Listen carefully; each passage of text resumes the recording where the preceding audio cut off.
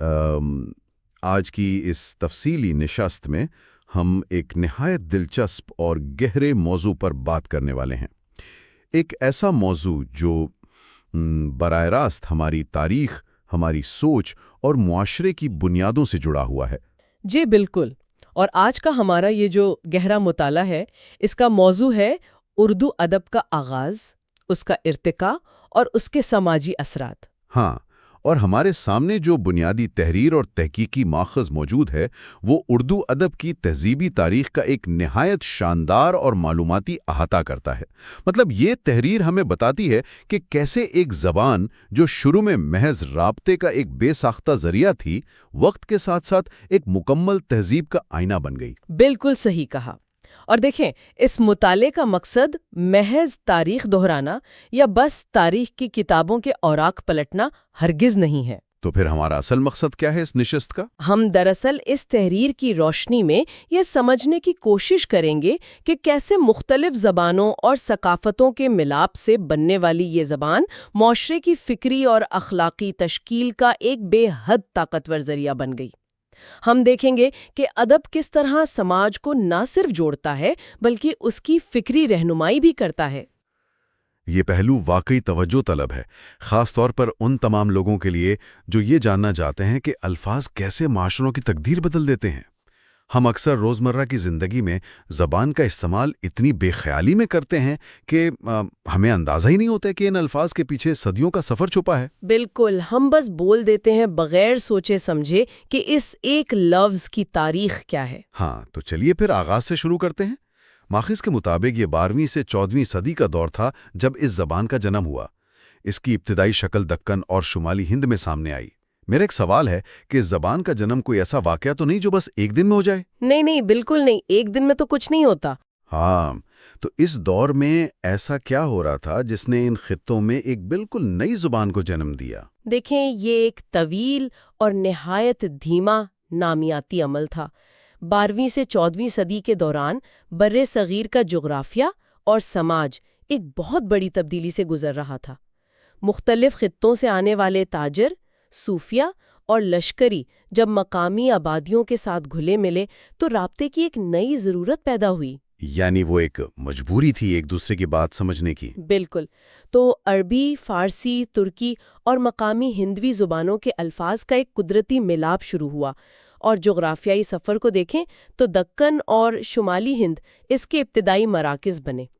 دکن میں محمد قلی قطب شاہ کا نام ہمارے سامنے آتا ہے، جنہیں ابتدائی اردو شاعروں میں شمار کیا جاتا ہے۔ اچھا، محمد قلی قطب شاہ۔ جی، اس مقام پر یہ سمجھنا ضروری ہے کہ زبان کا ارتقاء کس طرح مختلف ثقافتوں کو آپس میں جوڑتا ہے۔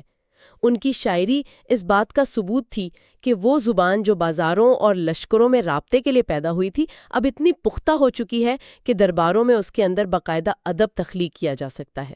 کمال ہے، یعنی وہ زبان اب صرف ضرورت نہیں رہی تھی بلکہ اظہار کا ایک باقاعدہ فن بن چکی تھی۔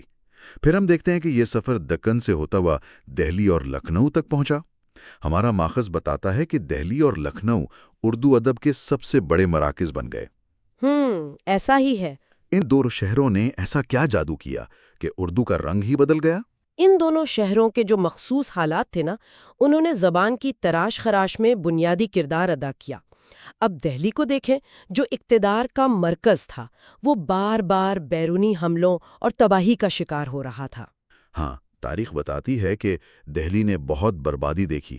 بالکل، تو اس لیے دہلی کے ادب میں ایک خاص قسم کا درد، ایک داخلیت اور زندگی کے بے ثبات ہونے کا فلسفہ نمایاں ہوا۔ دوسری طرف لکھنؤ تھا، جہاں نسبتاً امن اور معاشی خوشحالی تھی۔ تو وہاں کا ادب مختلف تھا؟ بہت مختلف۔ لکھنؤ کے نوابوں کے درباروں میں زبان کے ظاہری حسن، نفاست اور محاورات کے استعمال پر زیادہ زور دیا گیا۔ یوں سمجھیں کہ دہلی نے زبان کو گہرائی دی اور لکھنؤ نے اس میں شائستگی اور نزاکت پیدا کی۔ کیا کمال کی بات ہے کہ شہروں کے حالات زبان کے مزاج کو تشکیل دے رہے تھے۔ اب ذرا آگے بڑھتے ہیں، کیونکہ ہمارا ماخذ بتاتا ہے کہ 18ویں صدی میں اردو شاعری نے باقاعدہ عروج حاصل کر لیا، جسے کلاسیکی دور یا سنہری دور کہا جاتا ہے۔ جی، وہ ایک بہت شاندار دور تھا۔ اور جب 18ویں صدی کی بات ہو تو میر تقی میر اور مرزا غالب جیسے عظیم شعراء کا ذکر ناگزیر ہے۔ ایک عام قاری کے ذہن میں اکثر یہ سوال آتا ہے کہ غالب اور میر سے پہلے بھی تو شاعری ہو رہی تھی، تو ان دونوں نے ایسا کیا مختلف کیا؟ اس سوال کا جواب دراصل ادب کی فکری گہرائی میں چھپا ہے۔ میر اور غالب سے پہلے کی جو شاعری تھی اس میں زیادہ تر زور جذبات کے روایتی اظہار یا بس محبوب کی ظاہری تعریف پر ہوتا تھا۔ ایک روایتی سا انداز تھا۔ بالکل، لیکن میر تقی میر نے اس زبان میں انسانی دل کی کیفیات، غم اور سچے انسانی تجربات کو اتنی سادگی اور شدت سے بیان کیا کہ ہر شخص کو وہ اپنے دل کی آواز لگنے لگی۔ میر نے اردو کو وہ درد دیا جو اسے عالمی ادب کے معیار تک لے گیا۔ اور غالب نے کیا کیا؟ غالب کا کمال یہ تھا کہ انہوں نے شاعری کو محض دل کا معاملہ نہیں رہنے دیا، بلکہ اسے ذہن اور فلسفے کا کینوس بنا دیا۔ انہوں نے انسانی نفسیات اور کائنات کے وجود پر ایسے سوالات اٹھائے جو اس سے پہلے اردو غزل کی روایت میں موجود نہیں تھے۔ یعنی انہوں نے سوچنے پر مجبور کیا۔ جی، ان دونوں نے زبان کی لغت اور اظہار کی سرحدوں کو اس قدر وسیع کر دیا کہ یہ پیچیدہ ترین فکری بحثوں کے قابل ہو گئیں۔ یہ بات سن کر اندازہ ہوتا ہے کہ انہوں نے زبان کو محض الفاظ کے مجموعے سے نکال کر واقعی سوچنے کا ایک آلہ بنا دیا۔ اب ماخذ میں اردو ادب کے کچھ اولین اور بنیادی ستونوں کا تفصیلی ذکر کیا گیا ہے۔ ہاں، جن کا معاشرے پر بہت گہرا اثر رہا ہے۔ بالکل۔ سب سے پہلا نام علامہ اقبال کا ہے۔ تحریر کے مطابق انہوں نے اپنی شاعری کے ذریعے خودی بیداری اور قومیت کا پیغام دیا۔ اب یہ لفظ خودی بہت استعمال ہوتا ہے، لیکن ان لوگوں کے لیے جو فلسفے کی گہرائیوں سے ناواقف ہیں، یہ خودی کا تصور آسان الفاظ میں کیا ہے؟ یہ بہت اہم سوال ہے۔ عام طور پر خودی کا مطلب غرور یا انا لیا جاتا ہے، مگر اقبال کے ہاں اس کا مطلب بالکل مختلف ہے۔ اقبال کی خودی سے مراد انسان کا اپنی ذات کی پہچان، اپنی پوشیدہ صلاحیتوں کا ادراک اور اپنے وجود کے مقصد کو سمجھنا ہے۔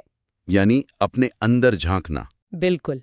آسان الفاظ میں یہ ایک سوئی ہوئی یا غلامی کی عادی قوم کو جھنجھوڑنے کا پیغام تھا کہ تمہارے اندر دنیا بدلنے کی طاقت موجود ہے۔ اقبال نے ادب کو محض تفریح یا ذاتی غم کے دائرے سے نکال کر ایک عظیم سماجی اور قومی مقصد کے ساتھ جوڑ دیا۔ اور اس کا اثر بھی تو کتنا گہرا ہوا تھا۔ بے حد گہرا۔ ان کی شاعری نے بیداری کا جو پیغام دیا، اس نے فکری سطح پر ایک زبردست انقلاب برپا کر دیا۔ یہ اس بات کی بہترین مثال ہے کہ الفاظ کیسے معاشرے کی سمت بدل سکتے ہیں۔ واقعی حیران کن ہے کہ ایک شاعر کا تصور پوری قوم کی نفسیات پر اثر انداز ہو جائے۔ دوسری طرف نثر کی دنیا میں ایک اور اتنی ہی اہم شخصیت کا ذکر ہے، سر سید احمد خان۔ جی، ان کا کردار تو نثر میں بنیادی حیثیت رکھتا ہے۔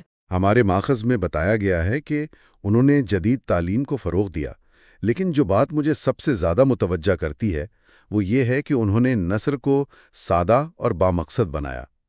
تو کیا سر سید سے پہلے کی نثر سادہ نہیں تھی؟ کوئی خاص اصطلاح استعمال ہوتی تھی اس کے لیے؟ سر سید سے پہلے اردو نثر کے لیے مرصع اور مسجع جیسی اصطلاحات استعمال ہوتی تھیں۔ اس کا مطلب ہے ایک ایسی نثر جو قافیہ بندی، مشکل عربی اور فارسی الفاظ اور پیچیدہ تشبیہات سے لدی ہوئی ہو۔ یعنی عام آدمی کی سمجھ سے باہر۔ بالکل، وہ ایسی ہوتی تھی کہ اسے سمجھنے کے لیے عام انسان کو لغت کا